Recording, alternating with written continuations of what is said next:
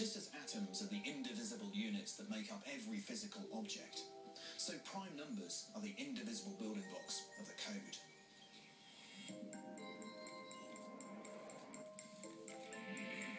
Prime numbers are indivisible, which means they can't be made by multiplying any other numbers together. But every non-prime number can be created by multiplying primes together. It's impossible to make any numbers without them.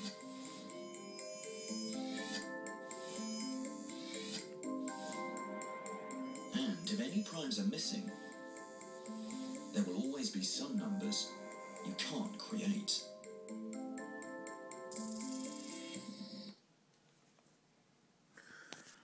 All right.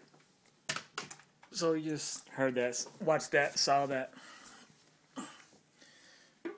But as immediately as he was saying it, or after he said it, something doesn't quite jive to me. Because of the fact that numbers were created by man. We have the numbering system. We created symbols. To these symbols, we gave words, which are number sounds, to represent these symbols. Symbols to represent what we call a quantity, right? 1 and 2. And as long as we kept them the same across the board, then everything works out. In order to build a building or to build anything, to manufacture anything, you must have 1, 2, 3. You must have 1 plus 1 equals 2. 2 plus 1 equals 3. So on and so forth. And ultimately, it only goes up to 9. And then we have the addition of 0. And it's either up to 0 or down to 0. And then after that, it's just a combination of numbers. But we created that. We created that system. And for whatever reason, we only went to 9. Or, once again, however you want to put 0 on there. And it comes to mind of Vida Bambina Do Forever. You know, we have the 0 to represent nothing or lack thereof. But we don't have the symbol to represent everything.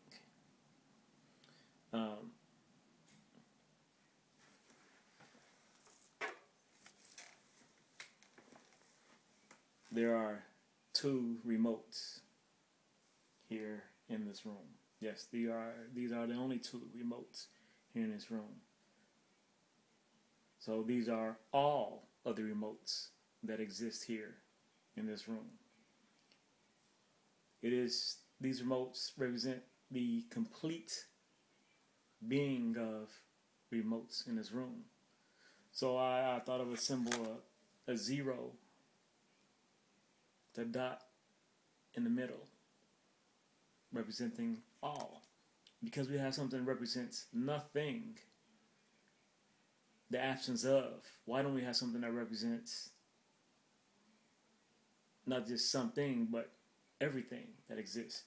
And so, currently, you have the everything, that 0 with the dot in the middle. But if I would take these remotes and remove them and put them outside the room, then it would be correct to say that there are no remotes in the room, that there are 0 remotes in a room, that they don't exist within a room. They exist outside, but not inside a room. And so, you know, if you get rid of them, period, if I destroy these, they don't exist at all. They don't exist within this apartment. So it just seems odd to me that there isn't a representation of this fact, and that, you know, this wasn't dealt with coming up school in math. Once again, something to represent all of everything within a set, everything within a certain location, or everything within an entire existence within the universe. Because all the stars in the entire universe, in all the universes in the galaxy within all exists, are numbered. There is a specific number. They can be numbered. They aren't finite. There is a number, because we say there is a barrier to existence. There is something where there is nothing beyond that. So they can understand. So there's a representation of all the stars that exist, all the planets, or whatever you want to say. There is a representation of all that can be within existence. And when there is no existence, then we say there is none, there is null, there is zero, there's a void. But anyway, back to this number is just, once again, when he showed that the numbers will fall apart when you remove the prime. Once again, that's only within our understanding of numbers. But that understanding of numbers, we don't know if it speaks to a lack of overstanding of that which is. But we have the numbers to represent things. We can use them to apply them, to measure whatever.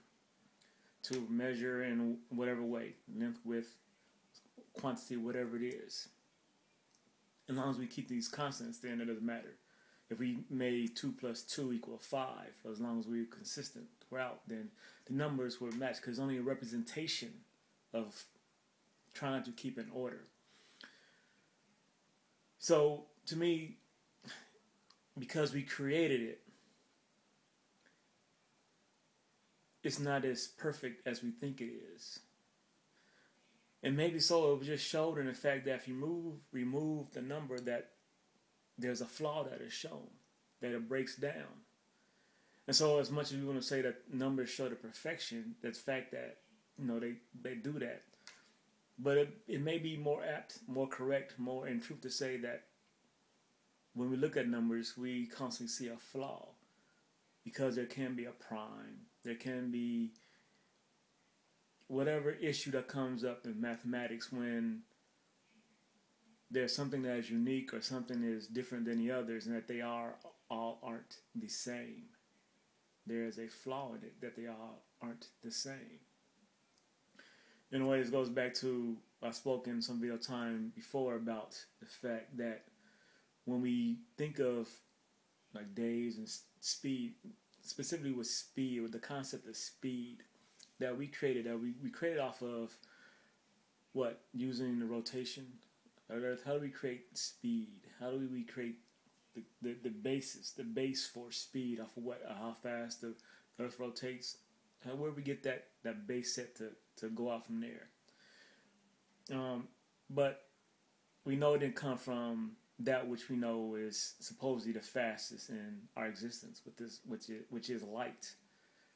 So light itself should be 1. The speed of light should be 1, or it should be 0, or maybe in all. And then off of that, all other speeds are based off its relationship to light, because we hold that to be the fastest.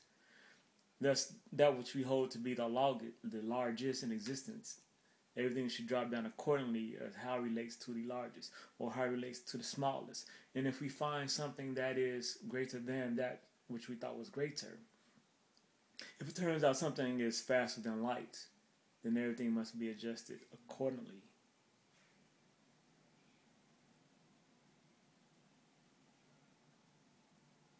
There's something there.